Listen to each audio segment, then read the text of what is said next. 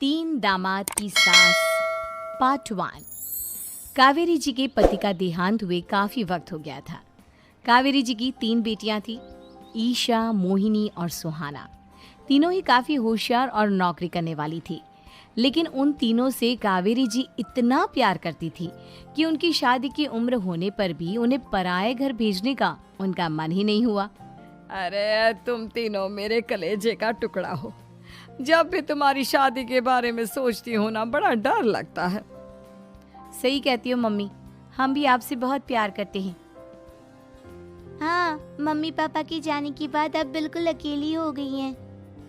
और मम्मी, अगर हम तीनों शादी करके चले गए तो आपका ख्याल कौन रखेगा? लेकिन अपनी खुशी की वजह से मैं तुम तीनों को बिना शादी के भी तो नहीं देख सकती ना बेटा। समाज के हिसाब से देखे तो यह भी गलत होगा और मैं ऐसा कुछ नहीं चाहती। लेकिन तुम तीनों से दूर होने के बारे में सोचती हूँ तो अजीब सा लगता है। लेकिन मम्मी, हम आपको इस तरह अकेला छोड़कर नहीं जा सकते। एक काम करते हैं मम्मी, शादी के बाद ना आप मेरे साथ मेरे ससुराल में चलना और मेरे साथ ही रहना। अच्छा, और तेरी सास मुझे रहने देगी तेरे ससुराल में? अरे बेटा, वहाँ ऐसा नहीं होता। बेटी की माँ कभी अपनी बेटी के ससुराल जाकर नहीं रह सकती। एक काम करते हैं माँ, आप ईशा और सुहानी की शादी कर दीजिए और मैं हमेशा आपका बेटा बनकर आपके साथ ही रहूंगी। मुझे नहीं करनी शादी। अरे मेरी बेटियां मुझसे कितना प्यार करती है, मेरी वजह से अपनी पूरी जिंदगी दांव पर लगाने को तैयार है। लेकिन मैंने ना इससे भी एक अच्छा उपाय सोचा है। क्या मम्मी? अगर आपके पास कोई सोल्यूशन है तो फिर क्यों परेशान हो आप? बताइए, क्या करना चाहती हैं आप? मैंने सोचा है कि अखबार में इश्तिहार देकर तुम तीनों के लिए 3 घर जमाई दामाद ढूंढ लूंगी। वैसे भी नौकरी तो तुम तीनों अच्छे से कर लेती हो, कमा भी अच्छा खासा लेती हो। कोई भी लड़का तैयार हो जाएगा तुमसे शादी करने के लिए। अरे मम्मी, ये हुई ना बात। इससे हमें आपसे दूर भी नहीं जाना पड़ेगा और आपको अकेला भी नहीं रहना पड़ेगा। हाँ मम्मी, ये बहुत अच्छा तरीका है। मैं तो कहती हूँ आज ही अखबार में ऐड निकलवा देते हैं। बिल्कुल, आज ऑफिस जाते वक्त मैं ये काम कर दूंगी। और कुछ ही दिनों के बाद कावेरी जी को 3 घर जमाई दामाद विवेक, सुमित और अविनाश मिल जाते हैं और वो उन तीनों लड़कों से अपनी तीनों बेटियों की शादी करवा देती है। शादी के कुछ दिन के बाद, अरे अब शादी हो गई, छुट्टियां खत्म, तुम तीनों जाकर नौकरी करो, कुछ काम करो। अरे मम्मी जी, कमाल करती हैं आप। अब घर जमाए इसलिए थोड़ी ना बनाए कि हम बाहर जाकर नौकरी करें। मम्मी जी, मेरा तो घर जमाई बनने का मकसद ही यही था कि कमाने वाली बीवी मिल जाए। बाहर जाकर काम करने से तो मेरा दिल घबराता है। घर का कोई काम है तो बता दीजिए मुझे। अगर ऐसी बात है तो शाम का खाना बनाओ। मेरी बेटियां नौकरी से थकी हारी आती है, अब नौकरी नहीं कर सकते तो कोई बात नहीं, घर का काम करो तुम लोग। मैं तो घर का काम करने में बहुत खुश हूँ, बस ये बाहर धूप में निकलना, रास्ते में जाना, नौकरी करना, ये सब मुझसे नहीं होता। बिल्कुल ठीक कह रहा है सुमित। अरे गर्मी में, बारिश में, सर्दी में घर से निकल कर जाना और उधर बॉस की चिक चिक सुनना, इससे बढ़िया तो ये है कि मैं घर में झाड़ू पोछा कर लूँ। ठीक है, फिर तुम झाड़ू पोछा करना। अविनाश शाम का खाना बनाएगा और विवेक तुम सुबह का नाश्ता और खाना बनाओगे। मेरे तीनों दामाद घर संभालेंगे और बेटियां नौकरी करेंगी। अगले दिन सुबह के वक्त, मम्मी मुझे ऑफिस के लिए देर हो रही है, नाश्ता चाहिए। अरे उस विवेक से कहा तो था कि सुबह का नाश्ता उसे उठकर बनाना है। अभी जाकर देखती हूँ क्या कर रहा है विवेक। अभी तक सोया हुआ है क्या? सुबह के 10 बज गए हैं। सोने दीजिए ना मम्मी जी, क्या हमेशा हिटलर की तरह हाथ में डंडा लेकर खड़ी रहती हैं? मैंने कहा सीधे उठकर खड़े हो जाओ और जाकर नाश्ता बनाओ। लेकिन मम्मी जी, बिस्तर में से निकलते ही कोई नाश्ता कैसे बनाएगा? 2 मिनट, वॉशरूम जाकर आता हूँ। बिल्कुल नहीं, सीधे रसोई में पहुंचो, मेरी बेटी को ऑफिस जाने में देर हो रही है।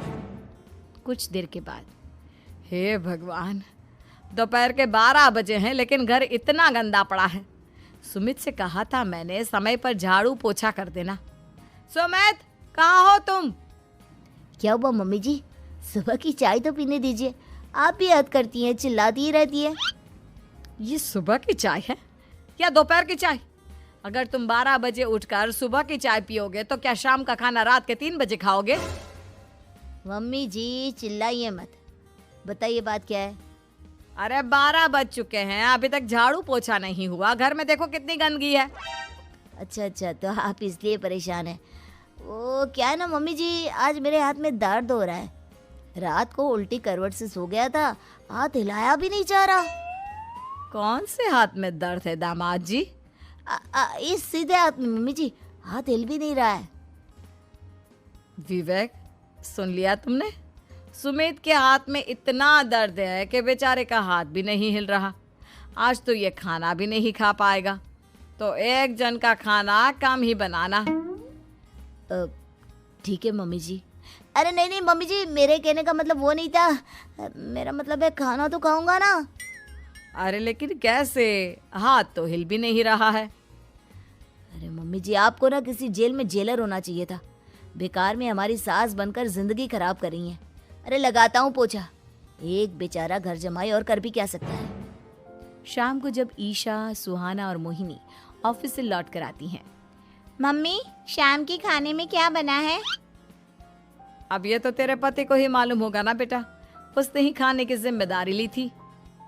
लगता है मम्मी आपने ये घर जमाए वाला तरीका अपनाकर मुसीबत मोल ले ली है। आपके तीनों घर जमाए कितने आलसी हैं। मेरे वाले को देखो, दोपहर के 12 बजे सुबह की चाय पीता है और काम क्या करना चाहता था? घर का झाड़ू पोछा। मम्मी बता रही थी कि आज उसने घर का झाड़ू पोछा शाम के 5 बजे किया था। अब क्या बताऊं बेटा, सुबह से हाथ दर्द का बहाना करके बैठ गया था। कहता है हाथ में बहुत दर्द हो रहा है, हिला भी नहीं जा रहा। सब बहाने मम्मी। ये तीनों घर जमाए मिलकर ना बस बैठकर खाना खाना चाहते हैं, काम धाम तो बिल्कुल नहीं करना चाहते। अरे लेकिन ऐसे काम नहीं चलेगा ना, मुझे इन तीनों को सबक सिखाना ही पड़ेगा। अरे तो मम्मी, आप हिटलर से कम है क्या? आपने जब हम तीनों को सबक सिखा कर इतना लायक बना दिया, तो इन तीनों नालायक दामाद को भी आप कुछ न कुछ तो बना ही देंगी। हाँ मम्मी, बस अपने अंदर के हिटलर को बाहर लाइए और अपनी तीनों दामादों को अच्छी तरह से सबक सिखाइए। रही बात आपकी बेटियों की, तो हम तीनों तो हमेशा से आपके साथ हैं। अरे लेकिन बेटा, इस काम के लिए तुम तीनों को मेहनत करनी पड़ेगी। कैसी मेहनत मम्मी? ऑफिस में तो वैसे ही बहुत मेहनत करते हैं हम तीनों। अरे प्रेग्नेंट हो जाओ, प्रेगनेंसी का बहाना बनाकर कह दो कि तुम तीनों ने नौकरी छोड़ दी है 2 साल के लिए, और जब घर में खाने के पैसे नहीं होंगे तो अपने आप काम पर जाएंगे ये तीनों। वाह मम्मी, क्या आइडिया दिया है। मैं तो कल ही जाकर कहने वाली हूँ कि मैं प्रेग्नेंट हो गई हूँ। फिर देखना कैसे मेरा पति अविनाश भाग भाग कर काम पर लग जाएगा। और फिर 2 दिन के बाद, सुमित, मैं ना प्रेग्नेंट हूँ और इसलिए अगले 2 साल के लिए मैंने अपनी जॉब छोड़ने का फैसला ले लिया है। विवेक, पापा बनने वाले हो तुम। अब से ना तुम्हें ऑफिस जाना होगा, क्योंकि मैं तो 2 साल के लिए छुट्टी पर चली गई हूँ। अविनाश, अब तुम्हें जिम्मेदारी संभाल लेनी चाहिए, वरना ये घर कैसे चलेगा। हम दोनों मम्मी पापा बनने वाले हैं। लेकिन कावेरी के तीनों आलसी दामादों पर अपनी बीवियों की बात का कोई असर नहीं हुआ। धीरे धीरे कावेरी जी को चिंता होने लगी, क्योंकि उनके प्लान के हिसाब से तीनों बेटियों ने ऑफिस जाना बंद कर दिया था। आखिर क्या तरीका अपनाएंगी कावेरी अपने आलसी दामादों को काम करना सिखाने के लिए? जानने के लिए सुनिए इस कहानी का पार्ट 2।